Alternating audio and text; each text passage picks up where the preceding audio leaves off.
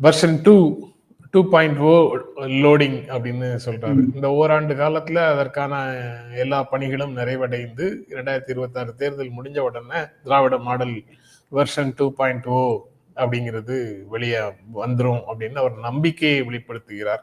அந்த நம்பிக்கை வெற்று நம்பிக்கை, மூட நம்பிக்கை அல்ல. ஏன்னா நான் செல்லுகின்ற இடங்கள்ல எனக்கு கிடைக்கக்கூடிய வரவேற்பையும் மக்கள் காட்டுகின்ற அன்பையும் பார்த்து நான் நெகிழ்ந்திருக்கிறேன்னு பல தடவை சொல்லியிருக்கிறாரு. அதனுடைய விளைவாக இதை இந்த ஒரு நம்பிக்கையை வெளிப்படுத்துறாருன்னு தான் நான் நினைக்கிறேன். அவர் அப்படி நினைக்கிறதுல எந்த விதமான எக்ஸாஜரேஷனும் இல்லை, மிகைப்படுத்தலும் இல்லை.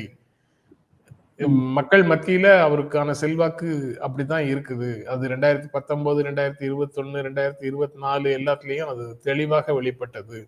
2024 தேர்தலுக்கு முன்னால கூட இதே மாதிரி ஏராளமான புகார்களை மாநில அரசுக்கு எதிராக, மக்களவை தேர்தல் என்றாலும் கூட மாநில அரசுக்கு எதிராக எதிர்கட்சி முன்வைத்து வந்தது.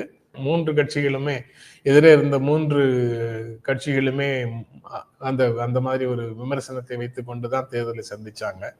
மக்களவை தேர்தல் அப்படின்ற மாதிரியான உணர்வையே அவர்கள் வெளிப்படுத்தவில்லை.